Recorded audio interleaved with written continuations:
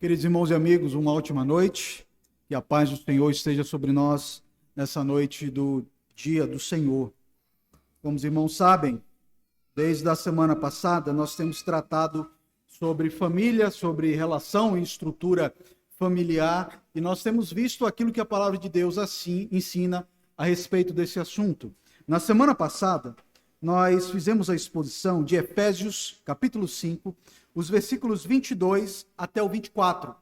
O foco da nossa exposição nessa noite será dos versículos 25 até o 31. E eu peço que, por gentileza, os irmãos abram lá em Efésios 5, a partir do versículo 25, faremos a leitura da palavra do Senhor, até o versículo 33.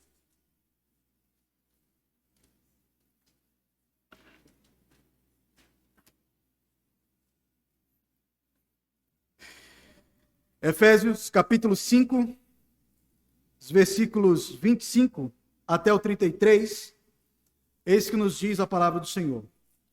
Maridos, amai vossa mulher, como também Cristo amou a igreja, e a si mesmo se entregou por ela, para que a santificasse, tendo-a purificado por meio da lavagem de água pela palavra, para apresentar a si mesmo igreja gloriosa, sem mácula nem ruga, nem coisa semelhante, porém santa e sem defeito. Assim também os maridos devem amar a sua mulher como ao próprio corpo. Quem ama a esposa, a si mesmo se ama, porque ninguém jamais odiou a própria carne. Antes a alimenta e dela cuida, como também Cristo faz com a igreja, porque somos membros do seu corpo. Eis porque deixará o homem, seu pai e a sua mãe, e se unirá à sua mulher, e se tornarão os dois uma só carne. Grande é este mistério, mas eu me refiro a Cristo e à igreja. Não obstante, vós, cada um de per si, ame a própria esposa como a si mesmo, e a esposa respeite ao marido. Vamos orar, pedir ao Senhor sabedoria e compreensão da sua palavra. Bondoso Pai, nós te agradecemos por mais uma vez nos unirmos nesse ajuntamento solene para lermos a tua palavra, meditarmos naquilo que o Senhor quer nos ensinar, e rogamos o teu favor nessa noite, que mais uma vez, tal como o Senhor fez pela manhã, o Senhor nos visite e nos dê a compreensão da tua palavra. Transforma o nosso caráter, transforma as nossas famílias, por meio da compreensão das Sagradas Escrituras. Esse é o nosso pedido, em nome do Senhor Jesus Cristo. Queridos, na exposição da semana passada, eu comecei abordando com os irmãos a respeito de perspectivas a respeito da relação entre o homem e a mulher. Nós falamos, primeiramente, da existência do igualitarismo. O igualitarismo defende a ideia de que ambos, homem e mulher, eles são iguais em honra e glória diante de Deus, mas, ao mesmo tempo, eles têm funções semelhantes. Eles são, em tudo, iguais. Entretanto, eu apresentei a outra perspectiva, diferente do igualitarismo, que é o complementarismo.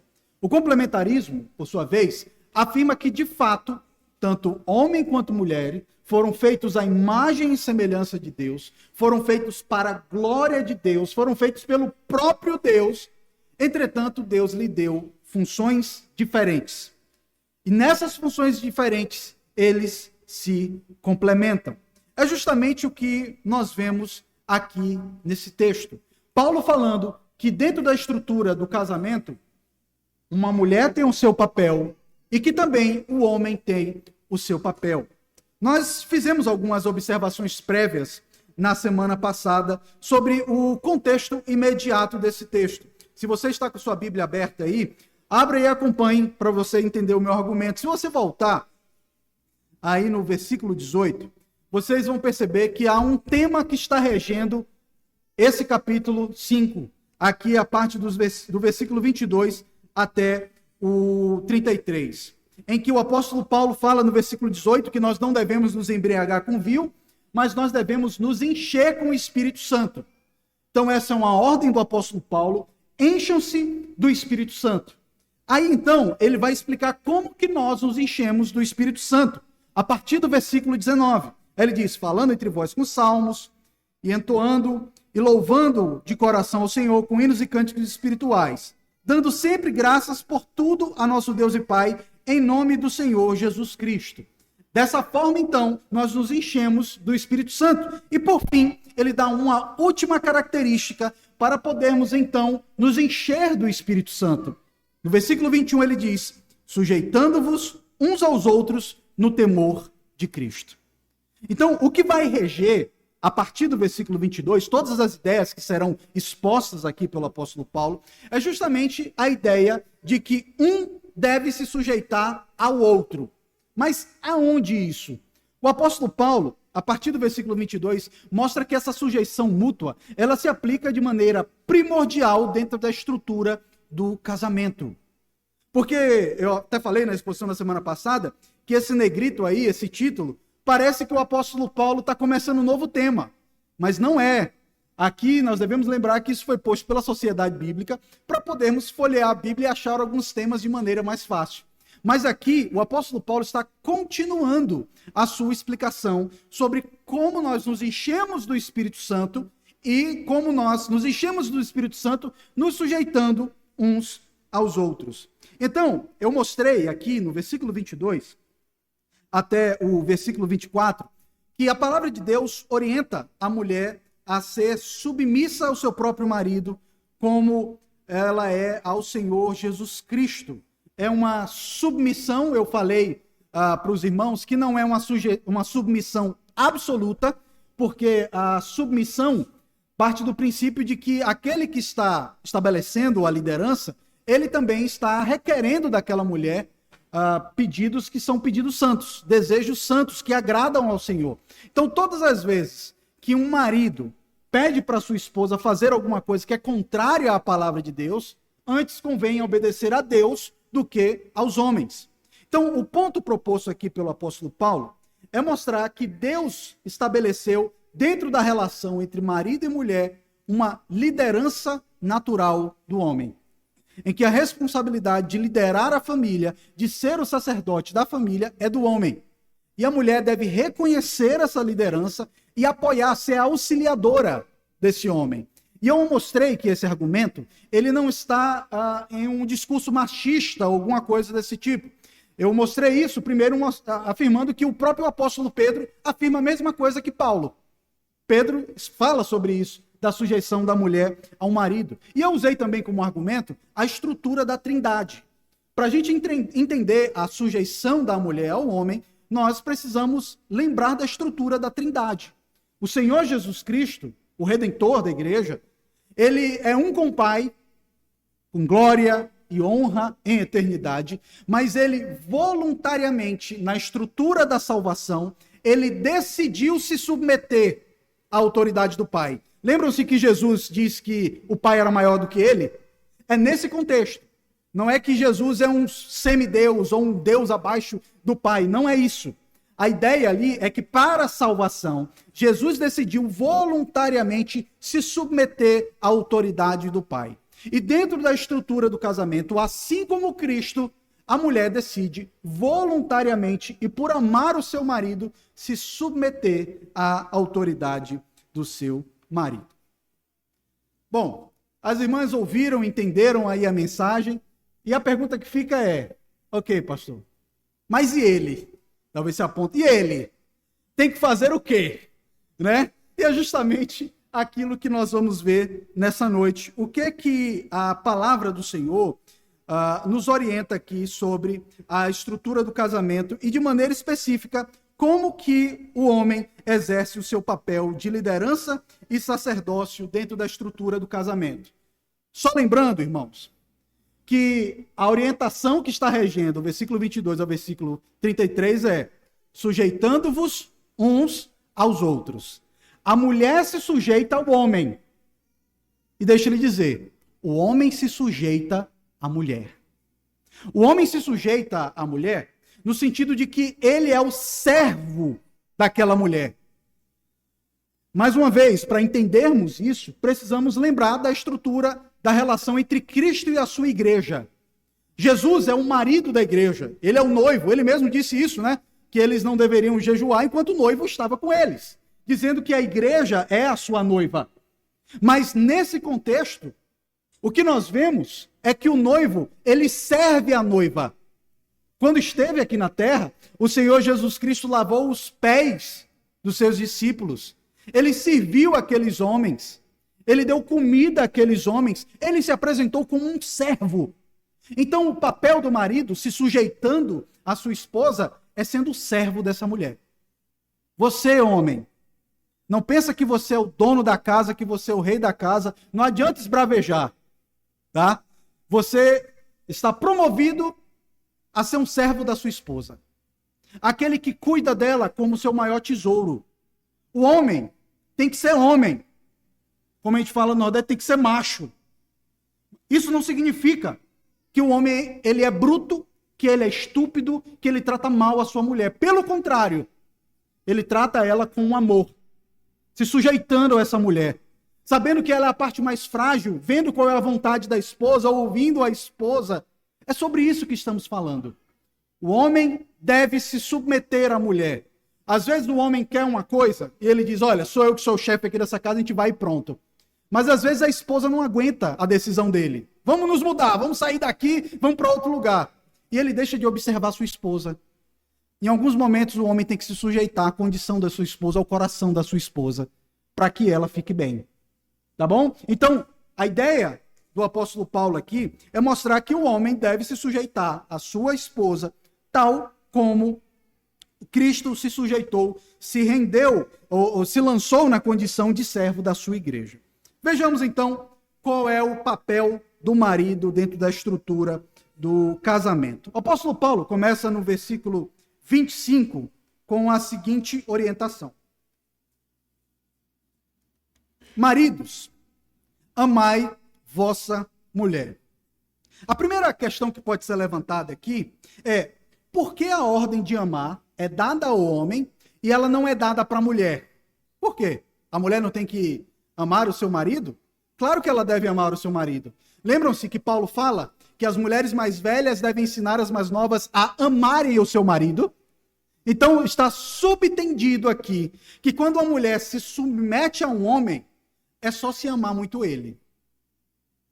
Então, para uma mulher se sujeitar a um marido, a primeira coisa que ela tem que fazer é amar muito esse homem. Então, quando a gente olha assim a estrutura de casamento, que a mulher não se sujeita a um homem, a gente pode questionar o quanto que aquela mulher ama aquele homem, se de fato ama aquele homem. Ou se ela gosta daquilo que ele proporciona, ou se gosta de ser casada, da estrutura de ter família, o que que é. Tá? Então, a mulher aqui já é dada a condição de que ela naturalmente já ama o seu marido. Mas ao homem é dito, você ame a sua mulher. Por quê? Queridos, a condição pecaminosa do ser humano, ela é terrível. E sobre o gênero masculino, sobre o sujeito homem, a coisa é mais complexa ainda. Porque o homem, via de regra, ele ama mais os seus prazeres. Ele ama mais os seus desejos. O homem, às vezes, é como um gato. Qual sentido, né? Não como o gato naquele da... Lembrei daquela propaganda lá do Fantástico, né? Que o goleiro vai como um gato. Não é isso que eu estou falando.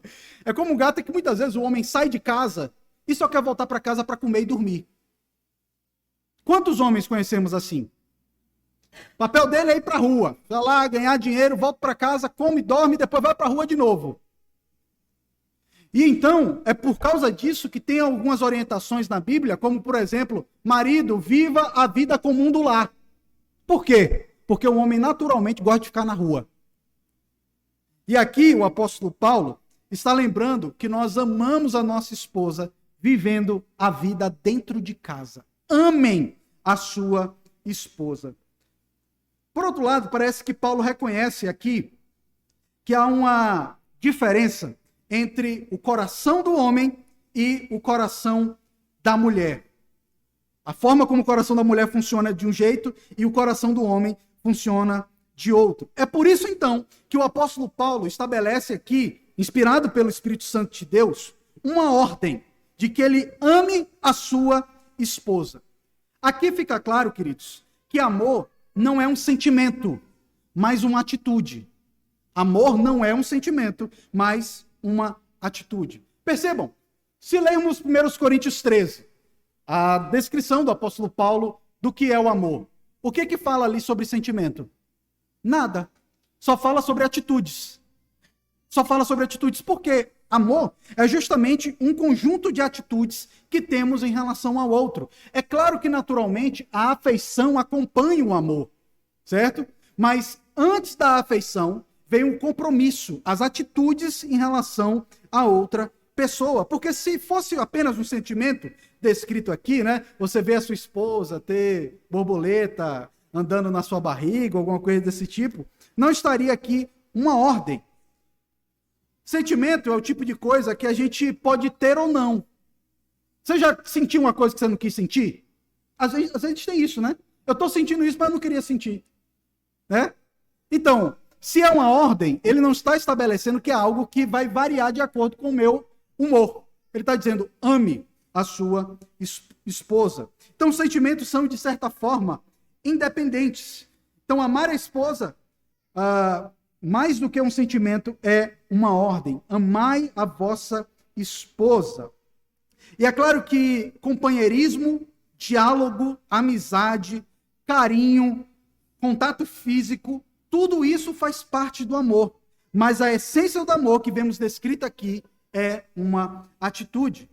Queridos, dentro desse aspecto, é errado aquele conceito que diz que é o amor que faz o casamento. Já viu gente que diz assim? É o amor que faz o casamento. O correto é dizer é que o casamento faz o amor. Você ama porque você está casado com aquela pessoa. Ela é sua mulher, você prometeu diante de Deus e diante do povo que amaria aquela pessoa na dor, na doença, na necessidade. Você estaria com ela a todo instante, você cuidaria daquela pessoa. Meus queridos, é justamente diante dessa realidade que nós vemos lá a história de Rebeca e Isaac. Eles nunca tinham se visto. Foi lá um homem com a procuração de Abraão para ir buscar uma esposa para o seu filho. E quando eles se encontram, parece que é amor à primeira vista, né?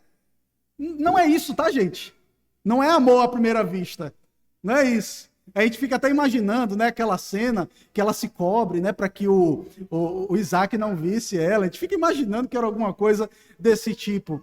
Mas ali, eles decidiram voluntariamente amar um ao outro. É o casamento que faz o amor, não é o amor que faz o casamento. Então, o tipo de amor que a Bíblia contempla aqui não dá para confundir com paixão. Paixão é você olhar para a pessoa e ver como ela não é e querer que ela seja aquilo que você imagina que ela é, né? O apaixonado, ele é meio bobão. Não sei se você já assistiu aquela série, passava no SBT, não sei se passa ainda, Eu, a Patroa e as Crianças. Muito legal, né? E tem um rapazinho, um menininho, que é apaixonado pela filha do protagonista. E ele é meio bobalhão, né? Quando vê a menina, ela é toda linda, ela é maravilhosa. Paixão é aquilo, gente. É você ver a pessoa e você imaginar que ela é aquilo que ela não é. Ela é a sua projeção. O amor é diferente. A paixão, ela é baseada no externo, na aparência. É uma sensação, uma emoção que logo vai embora. Mas o amor, que é determinado aqui, tem origem no fato de que você é casado. Você não vai encontrar, por exemplo, nenhuma passagem dizendo: namorados, amai a vossa namorada. Noivo, amai a vossa noiva. Mas você tem marido, ame a sua esposa. Por quê? A base do amor aqui é o casamento. É a promessa que você faz. Por isso, é difícil quando um homem chega assim e diz: vou largar minha mulher porque o amor acabou. Geralmente, homem apronta isso, mulher apronta também, mas eu vejo mais homem fazendo isso. Não foi que o amor acabou, irmãos. Foi que a paixão acabou. Mas, pelo jeito, nunca teve amor. Então, está na hora de começar a amar, que é uma coisa que se aprende. Você pode aprender a amar a sua esposa, senão não teria uma ordem na Bíblia. Ame a sua esposa. Você vai ter que aprender a amar a sua mulher, porque o amor, como nós dissemos, não é uma emoção. E então, ele começa a apresentar uma referência aqui no versículo 25. Maridos, amai vossa mulher. Qual é a referência desse amor? Como também Cristo amou a igreja e a si mesmo se entregou por ela. Aqui eu quero que vocês percebam que aqui na segunda parte do versículo 25 e no versículo 28, Paulo dá duas referências ao amor aqui indicado, tá? A primeira referência a como o homem deve amar a sua esposa é o seguinte: como Cristo amou a igreja e a si mesmo se entregou por ela. O amor de Cristo pela igreja foi um amor que se traduziu em ação. Ele saiu da glória, desceu dos céus, tomou forma humana, tornou-se como um de nós, se humilhou e se deu na cruz pela sua igreja. Ali na cruz do Calvário, ele pagou o preço da sua noiva, da sua esposa, que é a sua igreja. Ele sangrou por ela, renunciou à sua própria vida para que pudesse resgatá-la. Então, qual é o parâmetro estabelecido pela palavra de Deus para o amor do homem para a sua esposa? É o seguinte: se for necessário, dê a sua própria vida pelo bem da sua esposa. Dê tudo de você. Dê aquilo que é mais valioso para você, para que sua esposa fique bem, para que ela seja amada da maneira correta. E no versículo 26 ele diz como é que ele fez isso aqui. Para que a santificasse, tendo-a purificado por meio da lavagem de água pela palavra. Queridos, a linguagem do apóstolo Paulo aqui é uma linguagem cerimonial do Antigo Testamento e que também estava começando a ser utilizado ali dentro da igreja primitiva. A ideia é que Cristo morreu pela igreja para santificar. E como que ele a santifica? Lavando essa noiva. A ideia é que essa noiva, a esposa de Cristo, ela estava contaminada pelo pecado. E então, ele, ao amá-la e morrer por ela na cruz do Calvário, ele a purifica por meio da lavagem de água. Pela palavra. Como é que Cristo purifica a sua igreja, a sua noiva? Pela palavra. É assim que Cristo tem purificado a sua noiva. E aí no versículo 27, ele apresenta a finalidade de Cristo ter se oferecido na cruz, para apresentar a si mesmo, igreja gloriosa, sem mácula, nem ruga, nem coisa semelhante, porém santa e sem defeito. A finalidade, então, de Cristo é purificar a sua noiva para apresentar a ele mesmo uma igreja gloriosa. O que é uma igreja gloriosa, queridos? A imagem aqui é de como a noiva está vestida. Geralmente, o noivo ele não vê a noiva, né? Porque se espera que ela esteja naquele vestido bonito. Ela tem todo o paramento de noiva. É uma roupa completamente distinta. Então, a noiva aqui é uma noiva gloriosa. Ela é bonita, ela é adornada, ela é cuidada pelo próprio sacrifício de Cristo e pela purificação por meio da palavra. E ele faz tudo isso para que essa noiva seja sem mácula. Não tem pecado nela. Ela é purificada dos seus pecados. Nem ruga. As irmãs aí ficam apavoradas, né? Com a ruguinha, já quer botar um botox, né? Alguma coisa desse tipo, fazer alguma cirurgia. Alguns abusam, né? Mas o ponto aqui do apóstolo Paulo é que não tem nada que venha a desabonar a noiva de Cristo. Porque Cristo morreu por ela na cruz. Ele entregou a vida dele na cruz do Calvário. Ela é sem mácula, ela não tem ruga, nem coisa semelhante. Ela é santa e sem defeito. Meus queridos, esse texto é um texto muito valioso para mostrar como que o marido deve se portar dentro da estrutura do casamento. A finalidade do casamento, em última instância, não é só a procriação, ter filhos, fazer você satisfeito emocionalmente. A finalidade do casamento é a santificação mútua. Por que um homem casa com uma mulher? Para que essa mulher se pareça mais com Cristo. Esse homem tira aquela mulher das mãos do seu pai, né? Porque é o pai que entrega, não é isso? Lembra-se? Toma das mãos do seu pai e então decide que fará aquela mulher mais crente do que ela é. Porque não foi isso que Cristo fez? Ele não purificou a sua noiva? Não tornou ela sem mácula? É claro que a mulher, como crente, tem a sua responsabilidade. Mas a finalidade do homem é: como eu vou fazer essa mulher mais crente? Como eu vou cuidar melhor dessa mulher?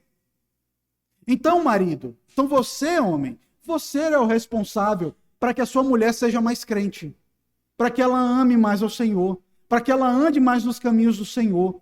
Você deve cuidar, pastorear, porque foi isso que Cristo fez com a igreja dele. E percebam, queridos, como esse texto nos mostra aqui que Jesus, ele morreu pela sua igreja, tá? Por aqueles que se rendem aos pés dele.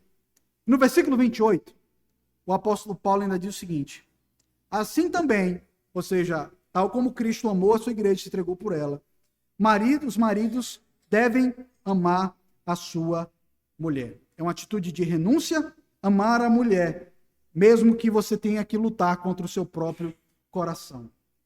Então, queridos, a pergunta que o homem tem que fazer constantemente é: o que eu posso fazer para que a minha mulher seja mais feliz? O que eu posso fazer para que minha mulher seja uma mulher mais santa? O que eu posso fazer para que a minha mulher cresça na graça e no conhecimento do Senhor Jesus Cristo? Se eu tiver que dar a minha própria vida pela minha esposa, eu vou ter que fazer, eu vou ter que amá-la como Cristo amou a igreja. Isso, na prática, vai significar que você vai pensar na sua esposa em primeiro lugar, antes dos seus filhos, antes do seu trabalho, antes de qualquer outra coisa. É a sua esposa a sua prioridade. Ela é o foco da sua vida. Você quer a esposa como uma empregada doméstica? Porque tem homem que pensa que é isso, né? Que a mulher é a empregada doméstica dele. Então, ele não vive a vida comum do lar. É um homem que não consegue varrer uma casa, é um homem que não consegue lavar o prato porque ele é macho. Besteira, tá? Besteira. O homem tem que apoiar a sua esposa, tem que estar ao lado da sua esposa. Se você quer ser servido pela sua esposa, você precisa primeiro servi-la. Seja o servo. Porque Cristo primeiro serviu a igreja para que hoje nós possamos servi-la. Esse é o princípio. Primeiro o homem serve para que a mulher, em resposta, sirva e se submeta a esse homem. Queridos, vocês agora conseguem entender como é que se fecha o ciclo? É fácil para uma mulher se submeter a um homem que a ama dessa forma. Ela vai fazer com alegria, se submeter com contentamento, com alegria no coração. É fácil para um homem amar uma esposa que se submete a ele. E é mais fácil ainda uma mulher se submeter a um homem que se submete a ele, que submete a ela, amando-a, assim como Cristo amou a igreja. E é assim, quando os dois cumprem o seu papel, o casamento vai bem. É claro, queridos, todo casamento tem problema. Todo casamento tem arestas a serem reparadas. Você é uma pessoa que está em santificação, a sua esposa é uma pessoa que está em santificação, e você vai caminhar nesse sentido, juntos. Então, são dois pecadores vivendo debaixo do mesmo teto, e de vez em quando, algumas faíscas saem ali naquela relação. Mas, se nos concentrarmos no papel que nos é dado pela palavra de Deus, a esposa de submissão e o marido de amor, as chances dos problemas serem resolvidos são bem maiores do que se cada um buscar o seu próprio interesse.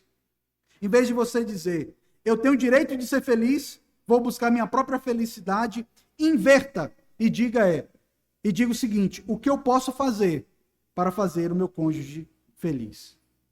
O alvo do casamento não é a sua felicidade, mas a felicidade da pessoa com quem você está casado.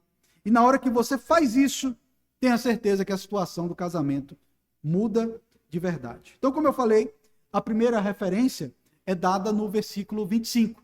O homem ama a mulher. Como? Como Cristo amou a igreja. Então, essa é a primeira orientação, tá? Então, só vendo aqui, o imperativo é esse. Maridos, amem a sua esposa. Como eu faço isso? Em primeiro lugar, como Cristo amou a igreja. Em segundo lugar, versículo 28. Marido deve amar a sua mulher como ao próprio corpo. Quem ama a esposa, a si mesmo se ama. Então, a segunda referência é que ele não só ama como Cristo amou a igreja, mas ele ama a sua esposa como ele ama a si mesmo, ao seu próprio corpo. Então, aqui no versículo 28, até o 32, Paulo tem em mente o relato de Gênesis capítulo 2, versículo 24, onde Deus cria o homem e dele faz o homem e a mulher. E Deus diz o seguinte: deixa o homem pai e mãe e se une à sua mulher. Deixa o homem pai e mãe se une à sua mulher, tornando-se os dois uma só carne. É justamente o que ele fala no versículo 31. Vejam: eis que porque deixará o homem seu pai e a sua mãe, e se unirá à sua mulher, e se tornarão os dois uma só carne. Por que que o homem ama a sua esposa? Porque eles são uma só carne. No casamento, há uma constituição de uma biunidade. Marido e mulher formam-se uma só carne. Portanto, a carne da sua esposa, o corpo da sua esposa, também é o seu corpo. Por isso que é abominável um homem que agride fisicamente a sua esposa. Não só porque isso é um crime. Não só porque isso é um crime. Mas é como se ele estivesse cometendo um flagelo a si mesmo. Ele, quando violenta a esposa, ele está violentando a si mesmo. É insano. Eles são uma só carne. E Paulo usa essa ideia aqui como ilustração da relação entre Cristo e a igreja. Veja o que ele fala no versículo 32. Acompanhe comigo alguns versículos, tá? Versículo 32. Grande é esse mistério de que homem e mulher são uma só carne. Como é que se torna uma só carne? Isso é um mistério. Mistério aqui é que a gente não entende exatamente como que eles se tornam uma só carne. Aí Paulo diz: mas eu me refiro a Cristo e a igreja. Então perceba como é a relação que é estabelecida aqui. Você é um crente. Você é a igreja de Cristo. Você está unido a Cristo. Não é isso que nós falamos? Estamos unidos ao Senhor Jesus Cristo. Assim também, o marido e a esposa, eles estão unidos. Eles estão completamente unidos. É por isso que o livro de Malaquias, Deus fala o que pensa sobre divórcio. Lá o profeta Malaquias, sendo usado como boca do Senhor, diz que Deus aborrece o divórcio. Deus abomina o divórcio. É só pela dureza do nosso coração, em caso de adultério ou de um abandono obstinado, como ensina a carta aos Coríntios, é que a parte descrente, ela é então tirada do meio da igreja e então é permitido o divórcio. Mas a visão do casamento, a visão bíblica de casamento, é que os dois são uma só carne. E o argumento de Paulo gira aqui em torno disso. E ele diz para o marido: se você ama a sua mulher, você está amando a si mesmo, porque os dois são uma só carne. Voltando agora para os versículos 29 e 30, o apóstolo Paulo diz que da mesma forma que você cuida do seu corpo, você deve cuidar da sua mulher. Veja o versículo 29. Porque ninguém jamais odiou a própria carne. Veja, a ideia aqui que o apóstolo Paulo está falando não é que ninguém nunca fez um mal para a sua própria carne, tá? Mas a ideia é que não é comum isso. O homem, geralmente, o ser humano, ele cuida do seu corpo. Ele come, ele faz o seu asseio, ele cuida do seu corpo. Então a ideia aqui é que, regularmente, o que vemos é que as pessoas não odeiam o seu próprio corpo. Antes, ele fala aqui, ó, alimenta e cuida, e dela cuida, como também Cristo faz com a igreja, porque somos membros do seu corpo. Ou seja, tal como Cristo cuida da igreja, alimenta e sustenta, porque a igreja é o corpo dele, os homens também devem sustentar e cuidar da sua esposa, porque eles são uma só carne. Então Paulo aqui dá duas referências para o amor. Primeiro, você tem que amar a sua mulher como Cristo amou a igreja. E em segundo lugar, que você ama a sua esposa como a você mesmo. Nesse ponto, queridos, é importante fazer algumas observações. A primeira coisa que fica claro para nós aqui é que se o marido não ama a si mesmo, ele não tem um menor respeito por si mesmo, ele não vai saber amar a sua própria mulher. Quando eu estou falando aqui, eu não estou falando de amor próprio no sentido vaidoso, tá? Mas é o tipo de pessoa que cuida de si mesmo. Porque tem gente assim, que é depressivo, que se destrói o tempo todo. E aí eu digo, moça, se ele não cuida dele mesmo, você acha que ele vai cuidar de você? Um homem que está entregue, já conheceu sabendo que ele tem problema com algum tipo de bebida, com algum tipo de vício, não se cuida. Vem cá, você acha que ele vai cuidar de você se ele não cuida nem dele? E em segundo lugar, se ele não ama Jesus Cristo, ele não vai ter o referencial para amar você. Porque aquilo que é exigido do homem é que ele ame a mulher como Cristo ama a igreja. Se ele não ama a Cristo, como que ele vai saber amar a mulher?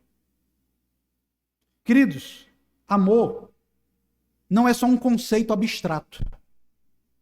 O amor, ele tem um exemplo. E o exemplo é Cristo. Aquele que não conhece a Cristo, ele não consegue amar outra pessoa da maneira correta. Deus é amor, não é isso? Como que aquele que não conhece a Deus vai saber lhe amar? Não tem como. É preciso conhecer a Cristo para você aprender a amar outra pessoa. E mesmo assim é difícil. Aqui os casais de crentes sabem como é a luta. Você ama Jesus, você conhece a Jesus, mas amar a esposa é difícil, amar o marido é difícil. Porque você é um pecador. Imagina aquele que é completamente alheio à relação com Deus. Então, tanto rapaz como moça que pensam em casar, veja bem com quem você vai casar. Porque você pode estar escolhendo de maneira equivocada. Lembre-se que aquele que você escolheu tem a missão de amar você como Cristo ama a igreja, moça. Não aceite menos do que isso. Às vezes, moças e rapazes aceitam migalhas daquilo que o próprio Deus tem para oferecer para você. Não aceite migalha. Queira aquilo que Deus estabeleceu para você, que é uma pessoa que lhe ama, como Cristo amou a igreja. E Paulo termina no versículo 33. Não obstante, ou seja, apesar de ser um mistério, versículo 32, vós, cada um de per si, também ame a própria esposa como a si mesmo, e a esposa respeite ao marido. Aqui é uma síntese, tá? O apóstolo Paulo geralmente faz isso. Ele fala a ideia e ele dizendo assim, olha, como eu falei agora acima, então a esposa, né, respeite o seu marido e o marido ame a sua esposa. No capítulo 6, o apóstolo Paulo vai tratar de outras áreas da família. Lembram-se que o que está regendo é sujeitai-vos uns aos outros? No capítulo 6, ele começa a falar da relação de pais e filhos. Claro que nós não falaremos sobre isso hoje, teremos outra oportunidade para podermos tratar sobre esse assunto. Queridos, encerrando essa exposição que eu fiz na semana passada, junto com essa, percebam que aqui ficou bem claro quais são os pilares que a palavra de Deus nos dá sobre como se constrói um casamento e uma família feliz e estável. Como ter uma família feliz? Alguém pode dizer, essa é a pergunta de $1 milhão. Não é, não. Basta você ler a Bíblia. Você quer ter um casamento feliz? Você quer ter uma família feliz? Leia o texto da palavra de Deus, ela lhe orienta. Esses diferentes deveres que foram mencionados aqui não demonstram a inferioridade de um e a superioridade de outro, mas simplesmente duas funções diferentes para dois iguais. Respeito, consideração, diálogo, oração juntos, servir a Deus juntos, tudo isso é importante para que essas coisas funcionem. Queridos, eu estou convencido de que grande parte dos problemas dos casamentos existem é porque um ou os dois não estão cumprindo o seu papel dentro da estrutura do casamento. É como duas asas de um avião. Não tem como uma asa só funcionar, um motor só funcionar. Precisa-se das duas asas. Qual é a asa mais importante do avião? A esquerda ou a direita? As duas. Qual é a parte mais importante no casamento, o homem ou a mulher? As duas. Então, se as duas partes não estão funcionando, não estão ali, o que vai acontecer? Esse negócio vai ruir. Ou se um do lado, a esposa ou o marido, não estiver no Senhor, cumprindo o seu papel, o que vai acontecer com esse casamento? Vai ruir. É por isso que a Bíblia fala tanto da importância da mulher. A mulher sábia edifica a sua casa. Por mais que o homem seja o sacerdote do lar, por mais que ele seja o responsável pelas atividades espirituais dentro da família.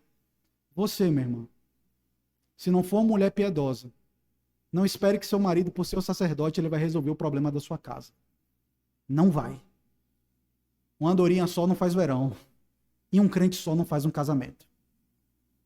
Uma família feliz não é feito só com um marido ou uma esposa.